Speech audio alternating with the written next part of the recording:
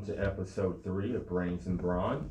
I'm Dustin. I'm Noel. And today we're going to talk about the coronavirus or COVID-19. And today's topic will be a little controversial, I guess you could say. Yeah. And, I guess we'll just kind of start with like the numbers of the stuff. We were just talking about in the United States, I guess there's around 100 or 815,500 confirmed cases, around 44,000 dead now. 44 or 14,000? 44,000. Okay. Yeah, 44,000 confirmed dead. But those numbers are twisted. And we know that because they came out and said that those numbers include... They are admittedly bolstered. Yeah. Right. That if you died in a car wreck and they found the coronavirus in your system, then they count it as a coronavirus a death. COVID death, yes. Right. Yeah, and they have admittedly said that they're going to count it that way. Mm-hmm. And what we don't understand is when they have a provided template on how to keep stats at the CDC and the WHO and all of the reporting agencies. They have categories specifically laid out for the affected, the confirmed cases, the deaths due to the virus, and so on and so forth. There's 7 categories typically in those templates where they keep the stats. But what we can't figure out is when they have that laid out, why would they change it now to include, just like if you died in a car accident, but you have the coronavirus, why they're going to count that as a corona death. That's intentionally bolstering the numbers. The numbers, right. Why? Right. I mean, the next highest on the numbers was like 20,000 confirmed. Yeah. Or something or 200,000 confirmed, and we're sitting at 800,000. That was in. Do you remember in what country that was? Man, you know what? Okay. I want to say Spain, but I'm not 100% sure on that. Okay. So we're unsure about what country. But I know it was around 200,000 in confirmed cases. So why did the United States suddenly leap forward past all of the other countries in confirmed cases? Right, and it's got to be because our reporting agencies are bolstering the numbers. Right. And also another thing too, just aside along with that, if these numbers were so high, we would be able to look around in our communities and see it. Right. And if you look around, what are you seeing in your community? I know everybody's different. We're in a rural area, and we're not going to see probably as much or as dense. We understand that, but it's just really not, the evidence just really isn't out there like they say. Right. But I think more back to the point of the bolstering the numbers, we need to understand why. We need to ask the question. I think most of all, everybody, and that's what this podcast is for. Oh, yeah. We're not trying to we have opinions, definitely, and we're probably going to bring them up, but we're not trying to tell anybody how to believe or how to think about the coronavirus. But we want people to engage their brains and ask some simple questions and to understand that there's something else at play. Yeah, yes. Definitely. Yes. So let's go back to the numbers. Why would they bolster these numbers? What would your be? For you guys that may not know, they had an event called Event 201. And this event was put on by Bill Gates and his foundation, along with the CDC. Yeah, the CDC. I think you can actually go to the CDC website and type in, or you can do on your Google search even, type in Event 201. And you can read about the event, and they've got videos about the event. You should really check it out so that you can actually see what they were talking about. And to give you a little back on it, it was a mock scenario, right? Right, yeah. Where they portrayed a pandemic with, and what's really hilarious is the mock scenario included the coronavirus. And why a form of the coronavirus. Okay, a form of the coronavirus. You know, if that's what they had to come back and say, was it was a form of, Right. not the COVID-19, but it was a form of the coronavirus. Okay. So, but why? Okay, so they did this. Now go ahead with what Right. you're saying about the numbers.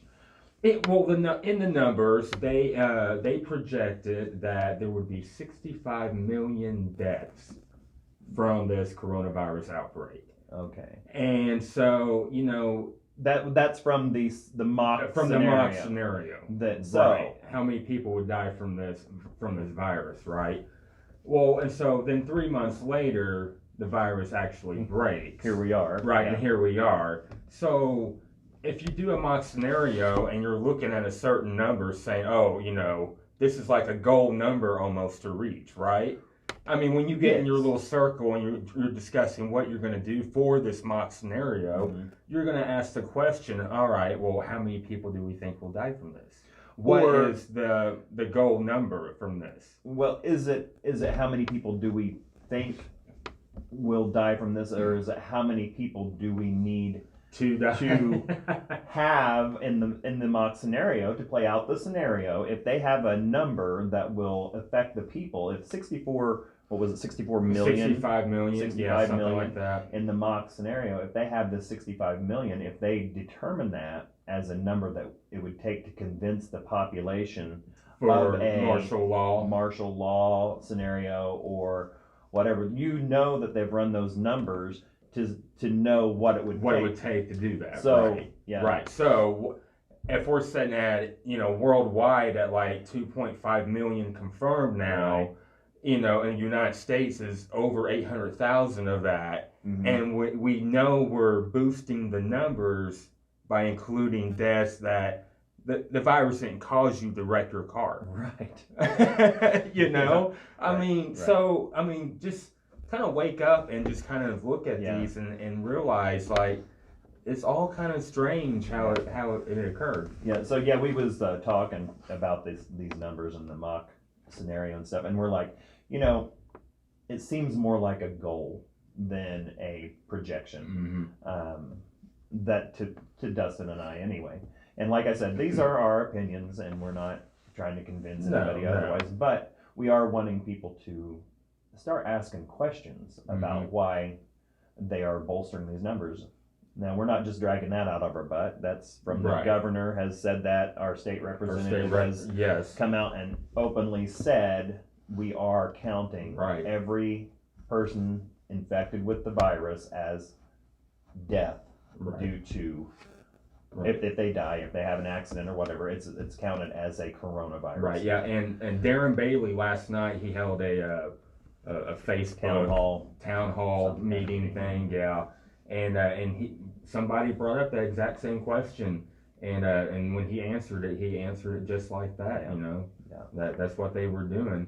And then there were some other things that were brought up during that meeting. And one lady brought up the case of that she felt like she had the right to know who in her community had the coronavirus, so that she could keep her family away from them and under the guise of safety. And for you guys that may not know, we have the HIPAA laws in fact, which they protect our privacy and our medical privacy and stuff. And so we have laws in effect for that reason, so that you can't discriminate against other people for what they may for medical conditions. And this would fall under that category. And I thought it was funny how he kind of agreed with her, and it kind of caught me off guard. And and I turned to my wife and I said, this is the first sign of socialism. When you want to give up everybody's rights to know who's who and who's got what. Well, that would, like we've talked about that. If you just play that out in your mind for just a minute, and just think about it. If they come up with a way for everybody to be identified in a public setting, like if you go into a store and your phone may alert you, hey, somebody within so many feet of you has not been vaccinated. Or has tested positive for this virus, well, what does that, Right. what does that look like? I mean, I think anybody that looks at that a little bit, that immediately creates a society and a legal discrimination Oh, yes. towards a populace of the, a portion of the populace that would not want a vaccine or would, but I think also that would limit those people that didn't agree to these, if it were a vaccine, we'll just say, if you didn't agree to having that vaccine, that your freedoms would be limited. Right. That they could say, no, you can't come in this store if you haven't had the vaccine and stuff. And I think that would create a fray of the populace that would be pushed out to the outside, but then also through that would be pressured to get that vaccine. Well, and it would maybe even extend to your family members. Think about people with children. Right. Like maybe if you don't vaccinate your kids, they can't go to school. That's already happening. Yeah, right. So I mean, if you want more of that, if you want more of that going on, then if you want more of that. But then I mean that falls into, if we do it for this, then what happens then if if we say, okay, everybody thinks that that's a really good idea, which I hope they don't. I hope you don't. If people were to say that, then what else does that do for your medical care, for your rights to reject a certain type of treatment for a certain kind of ailment, or your rights to deny taking a medication or a different type of medication, or seek out a holistic whatever. There may be laws, which they're already trying to put laws into effect, that you can't use certain vitamins and certain minerals and stuff that we know are holistic and helpful to help heal certain conditions.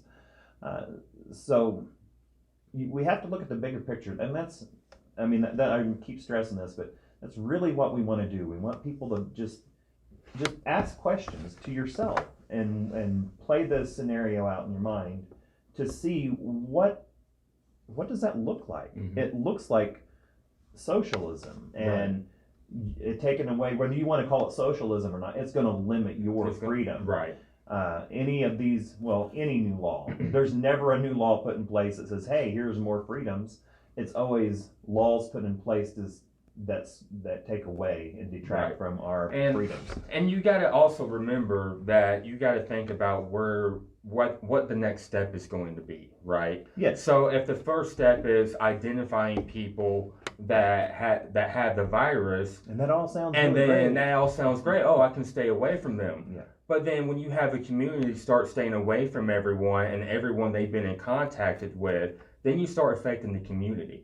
Yeah. And then pretty soon the people outside of that community have become villainized, or exactly they're going to look down on that community. Yes, absolutely. And so it's just a big, like I said from the beginning, a discrimination. Yeah, it runs into a very, very. Well, you think that the United States is becoming separated now? You just wait. Right. If these things go into effect, if the people in our country don't start asking these questions to themselves and start involving themselves in what is taking place, then we're headed for some.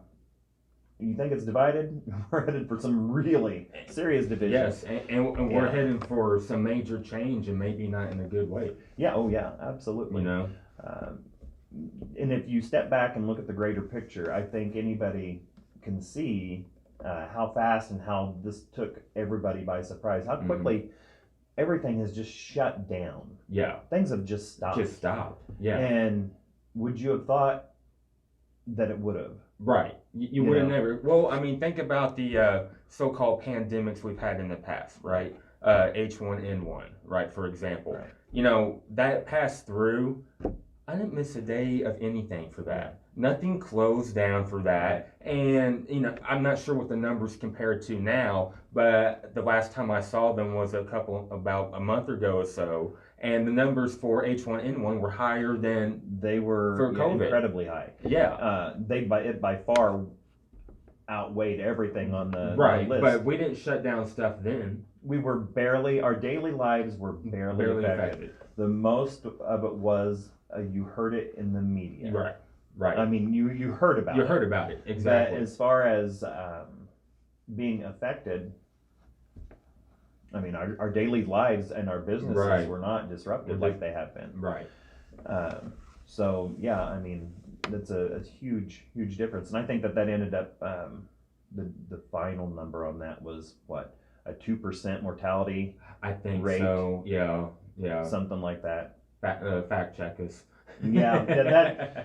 Yeah. I'm putting that number out there because I think that's what it said, but I can't say for positive, so. Yeah. But, yeah, so, I mean. Yeah. But, yeah, some of the other things that we wanted to bring up along with this was like other things that we can look at. Okay. I was talking to Dustin about this earlier. They're creating also too a false narrative in our supply, like food, right? None of the grocery stores have any food on the shelves, and I mean this is a pretty scary thing for people. You go to the grocery store, you expect there to be food on the shelves, expect there to be toilet paper, and here all of a sudden everybody's in a panic and a turmoil because there's no food and there's no toilet paper. Right. They released all these funds for people for food stamps and stuff, and there's nothing on the shelves. Yeah. They max you out at like $700 and something, and there is you go to the store and like it's you're picking through. But I want to point out though that that's a false narrative.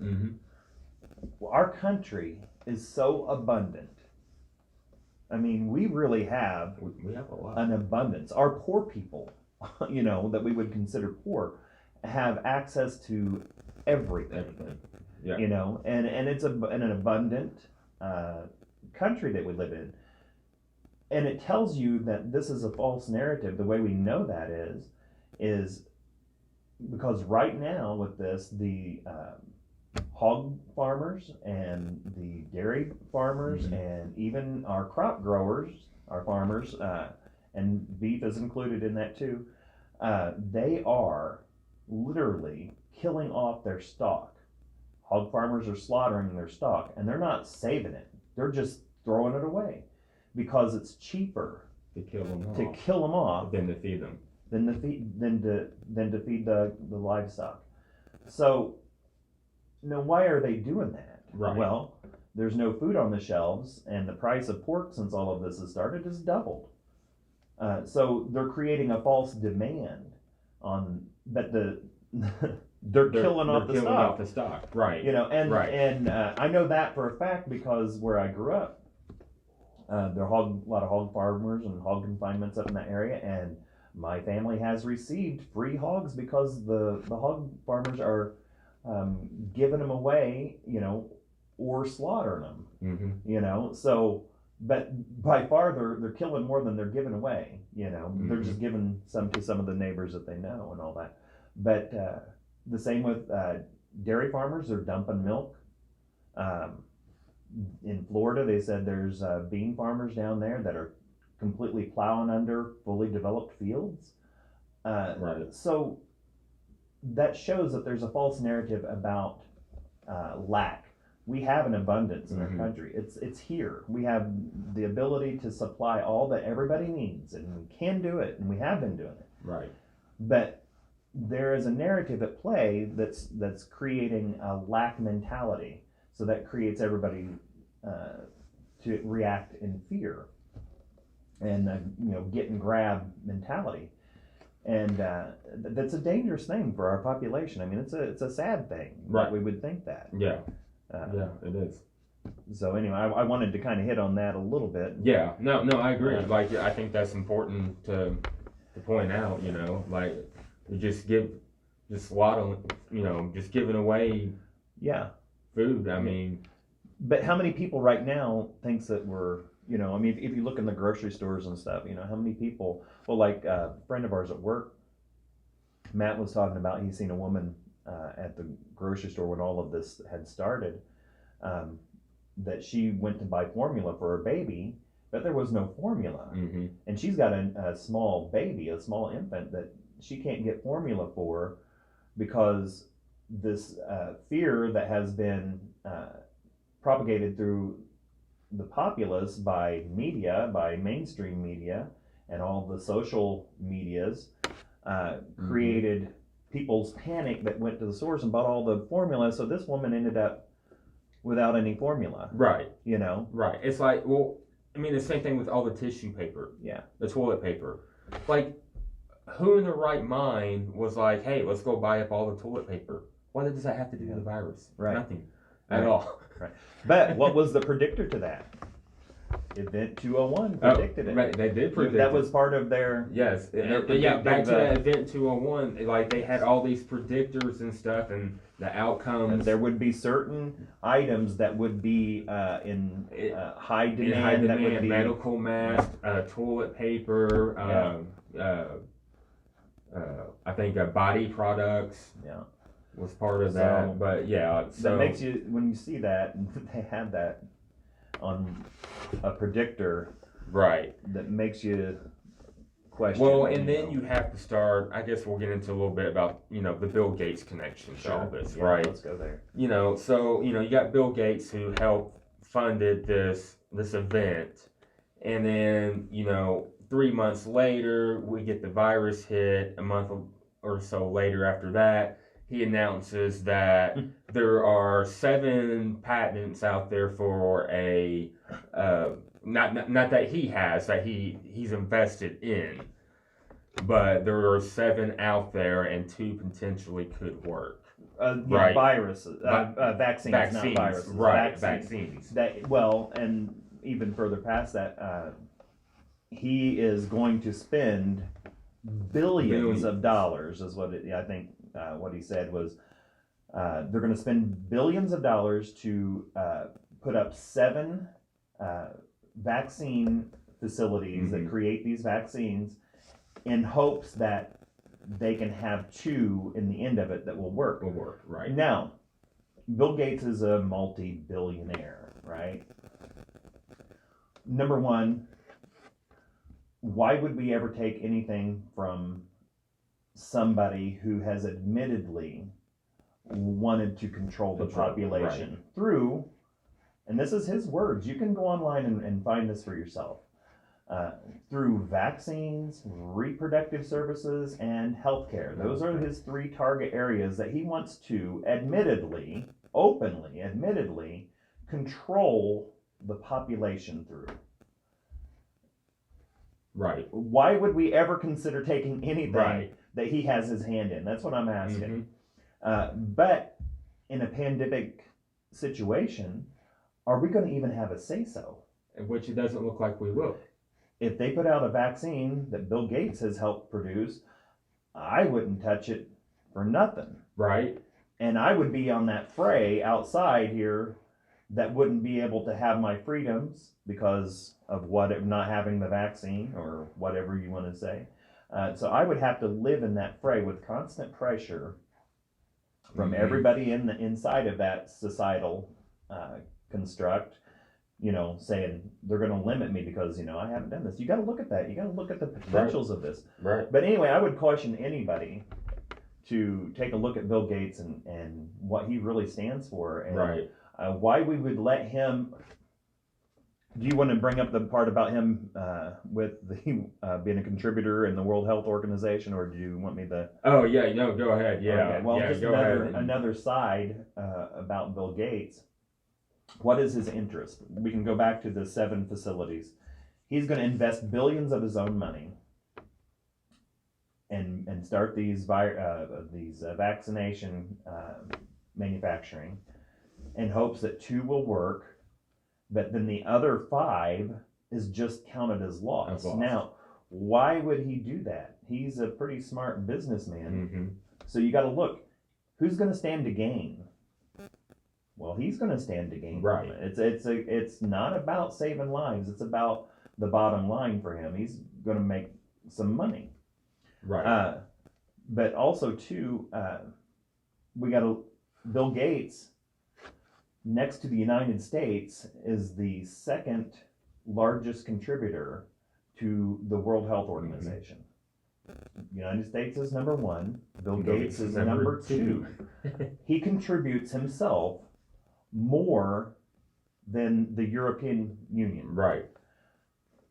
So why has he got such an interest in these in viruses? Yeah, in viruses and population control and vaccines. Right. Well, you just take a look at it, and I mean, you got my opinion, but right. It sounds like a play for money and yeah, it's more money power. and power, and it's just I don't think it's for the masses for their good. Right. Just say right. that. And to kind of go along with trying to kind of put on like an act or whatnot. It kind of seems like he puts on an act, right? I'm going to be the hero. I'm going to donate all this money and stuff like that. Yeah. But you can see that even on the local level too, because last night with that Darren Bailey state rep guy, he was sitting there defending Trump and criticizing the governor now, Pritzker, while Pritzker, when he gets up and does his daily thing, he criticizes Trump for what he's not doing. And, they throw some numbers out there to you to kind of satisfy you. But at the end of the day, it's all about them and their agenda and what they're trying to achieve. Their political agenda to promote themselves. They're supposedly answering all these questions without ever really answering anything, but showing their political motivation. Right. That's what these meetings are for. Mm-hmm. And it's But it's all they all have an agenda that they want to meet, and the virus is just another means for an agenda. Yeah, it's a catalyst. It's a catalyst for something now. So I have the hope that maybe deep down, I hope that we come out of this and everything kind of goes back to some kind of normalcy, right? It won't be the same, but hopefully there'll be some kind of normalcy.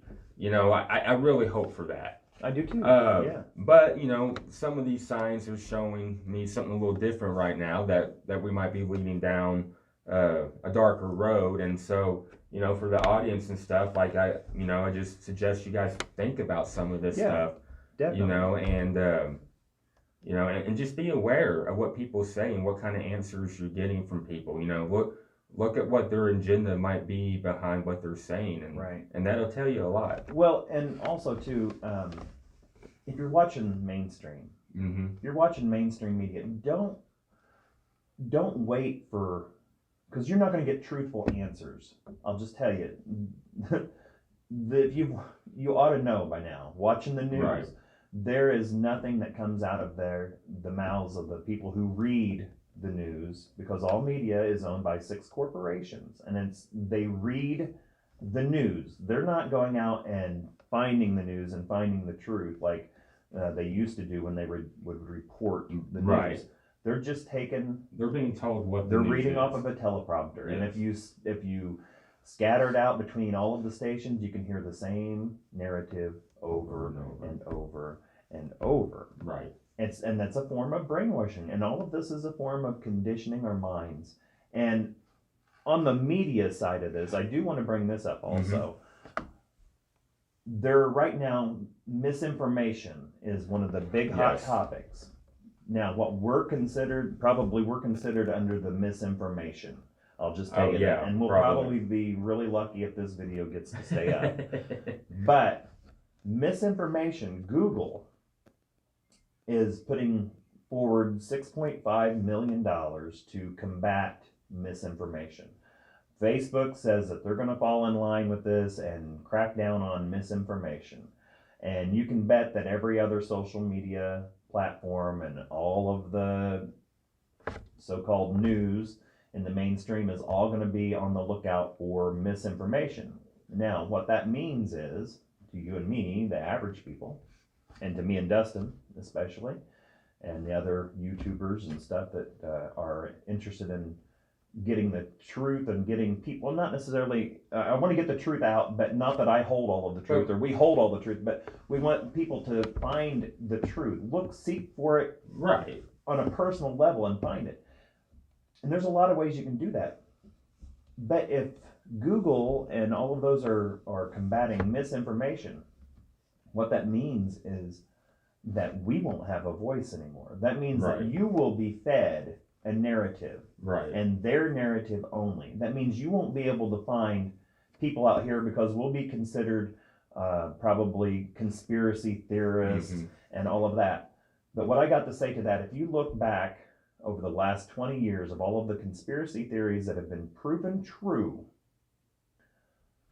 you can gain a lot of information by looking at that. The story about the mom that gave birth to the baby at 22 weeks, they had the coronavirus in the system, and they said the baby died from the coronavirus. Well, the baby didn't die from the coronavirus. The baby died from being premature. Right. It was 22 weeks Right. old. So at that stage, it's Coronavirus or not, that baby has slim chance of living.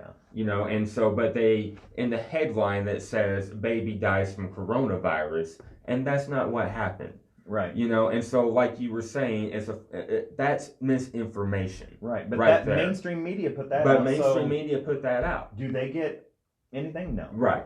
And this is like, and probably a lot of you have seen it, but that doctor out of St. Louis was reporting about that, and he made a really good point in saying that if you was on the any plane and you shouted bomb, you would be banned and fined. Right. And you would never get to fly again. And you would have a felony. Right. Yeah. On your record because of that would, I think it's covered under terrorism or something. I'm not real sure what it's called, but I think it's an act considered like an act of terrorism. Right. Even though you may have just said it. Right. But the media, whenever they put out this false information and stuff, what do they get? Nothing. Yeah, nothing. Because, and why? This is another question you need to ask yourself. Why wouldn't the media get, why wouldn't, the corporations that control those medias, whenever they find that they're putting out false information, why wouldn't they reprimand them or fire or why wouldn't even our legal system bring charges up against for libel? Yeah, for liability or whatever, I'm forgetting the word that I'm looking there for, or slandering a family or whatever. Why wouldn't they ever get any of that? Well, if you ask that question and if you search it back, the reason they don't get anything from that is because they're pushing the narrative that the corporations and those in charge want pushed. They want people to be in fear and separated and divided. The thing that we should be doing, instead of spreading out away from everybody, instead of social distancing, we should be getting together. We should be coming together and talking about this stuff. What's going on in our country with our freedoms and why. That's what we really should be doing. But with social distancing and stuff, that makes, if we get 8 other people in here with us and add one more, well, what does that make us because of the pandemic? That would make us criminals. Right. But what would we, if we was getting together to talk about our loss of freedoms? Well, we've just been made criminals because we're over the allotted quantity of people to gather. People? Yes, 10 or more. So if we have 11 people in here talking about this, well, we're breaking the law. We're breaking the law then. Right. Because of the pandemic. So what does that tell everybody? They don't want people to come together, because when we come together and we discuss these things and we understand that you ultimately, I don't care who you talk to, you don't have to be a genius to figure any of this out. Right. But if you just start asking questions, it provokes intelligent thought that you can understand by asking these questions where it goes. And when you start asking these questions to yourself, then, if you can get your community together too, that will make strides. If we can get our communities together and just kind of stand up against it, then maybe we'll have a chance to actually get back to normalcy. Let's get hope. these small businesses back up and running. Right. Our numbers are low, and here's the honest truth. To get truth about it is, when you look at flu numbers from year to year to year, they're always high, always, and they always affect people with underlying health conditions and people of older age. Mm-hmm. Always. Yes. So, and the coronavirus is not going to go anywhere. Once we think that it passes through, it's always going to be around. It's not just going to die off. It's going to be just another form of the flu. Someone will get it. It will show up in the community somewhere, and yeah. We're not saying the virus isn't real. It's right. real. It's real. But the demographic for the affected people is the same, identical to the flu. We're not saying ignore your health conditions. No. If you're susceptible and you want to protect yourself, well, do that. Do that, exactly. Do it. Nobody's saying you should. But if you are healthy and you can stand on your own 2 feet, then you should be able to go to work. Right. Well, you should be able to gather and you should be able to go to work because, and we shouldn't leave it up to our government to monitor our health. Right. Absolutely. It should not be our government's job. And matter of fact, I think we'd be better off if the government stayed completely out of our health concerns. Right. Because I don't think they're they're they're for us that much either. Right. Which, if you ask those questions, you're going down a totally different road. Right. And I'm just going to say it. Do we, if we ask those questions, what kind of government do we live under? Is it tyrannical? I think we could find out really easily if we ask certain questions. I'll just leave that up to you to decide. Yeah. We'll leave that for another day. Yeah.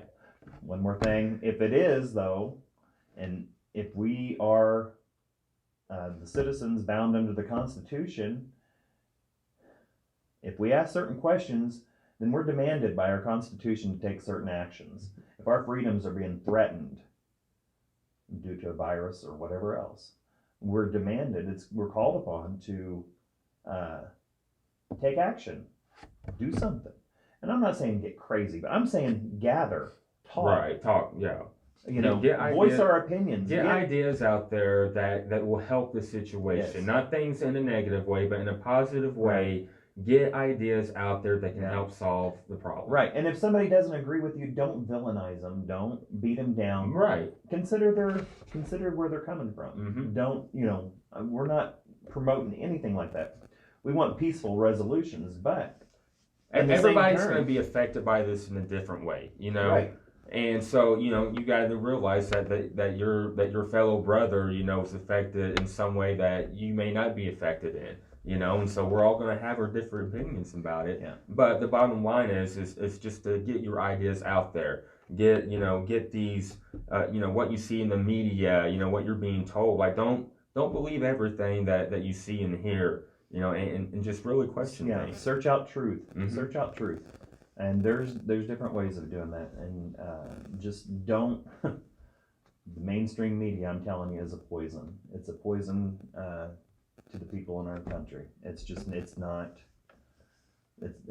not promoting anything but a narrative and an agenda that most of the people don't want.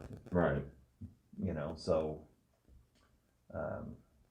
Okay, so to wrap things up here, I guess in conclusion, we'll just kind of give a brief statement, to a little overview of what we kind of talked about today. And from my perspective, just watch what you read, watch what you watch, and just be aware of what you're being told.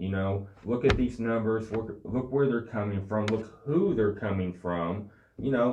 Check out who's associated with what's going on. Right. Yeah. And then from there, determine what kind of agenda is really going on. Right. Yeah. So just. For me, be watchful. Right. Yeah, and I would follow up with the same. First of all, don't be fearful. Mm-hmm. If you're afraid and if you have reason to be concerned, be concerned. But let's not live in fear of what's going on in the world. Look up, get your information about the virus, and if people use their smart devices in a smart way, you can find out that information. You can look up the attributes of the coronavirus, and you can find out for yourself that the demographic for it truly is about the same as the flu. Read about it, learn about it. That's the best way to protect yourself. Yeah. Don't wait for somebody else to tell you what to think. That's I guess my main message out of this whole thing. Of course, we have our opinions. We're not, again, trying to push our opinions off on anybody, but ask yourself questions, ask other people questions, engage in conversation, yes. and find out what people are thinking about it. Get a vibe on where we're really at. Yeah. Well, until next time, this is Brains and Brawn. I'm Dustin. I'm Doyle. See you next time.